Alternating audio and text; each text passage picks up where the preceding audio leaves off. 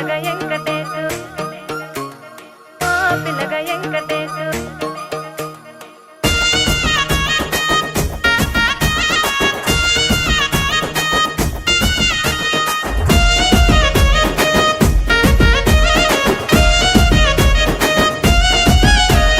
సిద్ధిరాల మనసు నాది చిన్నగా పోతుంటావో చూడక పోతుంటావో ఇంట్లో చిన్నదాన్ని నేను సిద్ధిరాల